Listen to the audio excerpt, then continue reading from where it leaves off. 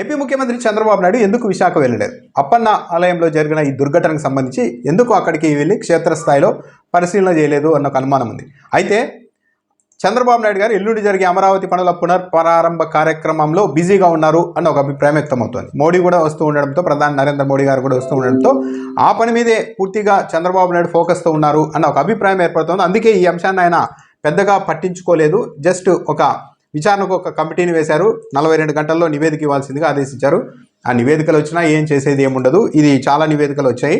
అయితే చంద్రబాబు నాయుడు గారు ఈ విషయం, ఈ దుర్ఘటన జరిగితే ఈరోజు టెలికాన్ఫరెన్స్ నిర్వహించారు. తెలుగుదేశం పార్టీకి సంబంధించిన ఎంపీలు, ఎమ్మెల్యేలు, ఎమ్మెల్సీలు, బూత్ లెవెల్ సభ్యులతో సహా నిర్వహించి ఆయన ఏం సందేశం ఇచ్చారు అంటే, ఎల్లుండి జరిగే అమరావతిలో జరిగే కార్యక్రమానికి లక్షలాదిగా తరలి రావాల్సిందిగా టెలికాన్ఫరెన్స్లో తన పార్టీ నాయకులకు అందరికీ సూచన చేశారు.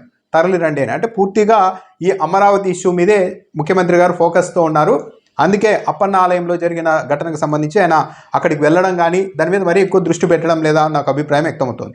ఇంకా దురదృష్టం ఏంటంటే, ఒక్క హోంమంత్రి తప్ప, అనిత తప్ప అక్కడ ఎవ్వరూ కనిపించడం లేదు.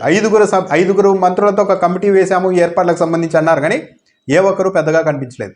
నిజానికి చెప్పాలంటే ఒక విధంగా హోంమంత్రే ఉదయం నుంచి కాస్త పని చేయడానికి ప్రయత్నించారు, ఆమె ఏదో ఒకటి చేయాలన్నట్టుగా. కానీ ఆమె దగ్గర కనీసం సిఐలు, ఎస్ఐలు కూడా దగ్గరలో లేరు. చివరికి ఆమె ఒక వీడియో కూడా బయటకు వచ్చింది సిఐని కూడా సంబంధించి. సిఐ ఎక్కడున్నారు అని ఆ కానిస్టేబుల్ని అడుగుతుంటే, ఆయన ఎక్కడ ఉన్నారని ఆయన చెప్తుంటే, ఏం తమాషగా ఉందా, నా కార్యమన్నా పంపించాలా సిఐకి రావడానికి, నాకే కబుర్లు చెప్తారా అంటూ కూడా ఆమె ఆగ్రహం వ్యక్తం చేసిన వీడియో కూడా బయటకు వచ్చింది.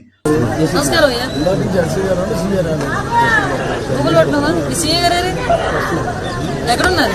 నా కార్యాలయం పంపించిన రావడానికి ఇంజనీర్స్ ఎంతమంది అటెండ్ అవుతున్నా నాతో చెప్తున్నారు కబుర్లు. నేను అక్కడ నుంచి వచ్చాను. ఇంజనీర్స్ ఎవరున్నారా అక్కడ? డీసీపీ 2 ఎవరున్నారు ఇక్కడ? డీసీపీ ఎవరున్నారు ఇక్కడ? ఇలాంటి సిచ్యువేషన్స్ లో కూడా మనం నెగ్గి చేసుకుంటే ఎలాగబ్బా? ఇప్పుడు మార్నింగ్ 6 గంటల నుంచి మొదలు పెట్టాను నేను. అయితే హోంమంత్రి ఇంకో కామెంట్ కూడా చేశారు. ఆ గోడ అక్కడ ఉంది, కానీ దాన్ని పిల్లర్లతో కట్టారా, సిమెంట్తో కట్టారా, ఇటుకలతో కట్టారా అనేది మేము చూడలేము కదా అని చెప్పారు. కానీ ఇది కూడా పూర్తిగా బాధ్యతారాహిత్యమైన ప్రకటన కిందకే వస్తుంది. ఎందుకంటే ఇంకా ఇలా మాకు సంబంధం లేదని నాయకులు మాట్లాడడం మొదలు పెడితే, రేపు పొద్దున పోలవరంలో కావచ్చు, లేకుంటే అమరావతిలో కావచ్చు, ఏదన్నా నిర్మాణాల్లో లోపాలు బయటపడినప్పుడు మాకేం సంబంధం అని ముఖ్యమంత్రి అనొచ్చు. ఈ పార్టీలోని, ఈ రాష్ట్ర ప్రభుత్వంలోని మంత్రులందరూ కూడా తప్పించుకోవచ్చు. చివరకు తాపీ మేస్త్రి మీద కూడా ఇవన్నీ తోసివేయచ్చు. కానీ ఇది కాదు, బాధ్యత వహించాల్సిందే. కింది వాళ్ళు చేసినా కూడా పైన ఉండదు పాలకులు ఎందుకు? కింది వాళ్ళు తప్పు చేస్తే మాకు సంబంధం లేదనడం, మంచి చేస్తే మాత్రం క్రెడిట్ మొత్తం మేము తీసుకోవడం. అంటే నిజంగానే చంద్రబాబు ఉత్సవాలు ఘనంగా నిర్వహించి ఉంటే మంత్రులు మొత్తం వచ్చి మేమే ఘనంగా నిర్వహించామని చెప్పి ఉండేవాళ్ళ కదా, చెప్పి ఉండేవాళ్ళు. మరి ఈ దుర్ఘటన జరిగినప్పుడు మాత్రం మాది బాధ్యత కాదు అనడం ఎంతవరకు కరెక్ట్? దాంతోపాటు ముఖ్యమంత్రి చంద్రబాబు నాయుడు గారు ఎమ్మెల్యేల పార్టీ నాయకులతో నిర్వహించిన టెలికాన్ఫరెన్స్లో సాక్షి మీడియా పైన కూడా ఆగ్రహం వ్యక్తం చేశారు ఆయన. సాక్షి మీడియాలో వస్తున్న కథనాలపై సీఎం తీవ్ర స్థాయిలో ధ్వజమెత్తారు. వైకాపా నేతలు చేసేవన్నీ తప్పులేనని, ఆ పార్టీ చేసినన్ని తప్పులు మరెవరూ చేయలేదని మండిపడ్డారు.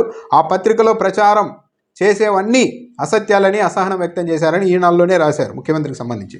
అయితే ఏ కథనం మీదైనా ఇంత అసహనం వ్యక్తం చేశారు అనేది తెలియదు. కానీ ఈరోజు ఒకటి నెగిటివ్గా సాక్షిలో స్టోరీ వచ్చింది. ఢిల్లీలో పారని బాబు పాచిక అంటూ కూడా ఒకటి రాశారు. నిజానికి రాజ్యసభ విజయసాయిరెడ్డి రాజీనామాతో ఖాళీ అయిన రాజ్యసభ స్థానాన్ని బీజేపీలోనే తనకు మద్దతుదారులైన వాళ్ళకి ఇప్పించుకోవడానికి చంద్రబాబు నాయుడు లాబింగ్ చేశారు. బీజేపీలో ఉన్న తన మనుషుల ద్వారా కూడా గట్టిగా ప్రయత్నాలు చేశారు. కానీ అది ఫలించలేదు. ఎప్పటి నుండో బీజేపీతో ఉన్న పాకా సత్యనారాయణకే ఆ పదవి వచ్చింది. ఈ విధంగా చంద్రబాబు నాయుడుకు షాక్ అంటూ కూడా సాక్షిలో రాశారు. నిజానికి పాకా సత్యనారాయణకు రాజ్యసభ రావడంపై తెలుగుదేశం పార్టీ నెటిజన్లు కూడా చాలా తీవ్ర ఆగ్రహం వ్యక్తం చేస్తున్నారు. గతంలో ఈయన సాక్షి మీడియాలో ఇలాంటి చోట్ల కూర్చొని చంద్రబాబు నాయుడు చాలా గట్టిగా విమర్శించారు.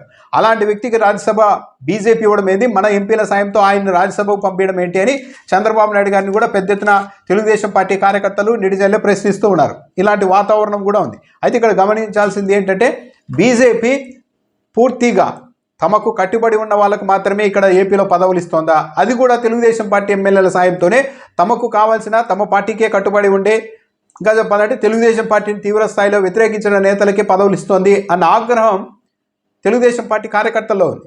సోము వీర్రాజు చంద్రబాబు నాయుడిని, తెలుగుదేశం పార్టీని తీవ్రంగా వ్యతిరేకిస్తూ వచ్చారు. ఆయనకు మొన్న ఎమ్మెల్సీ ఇవ్వాల్సి వచ్చేసింది.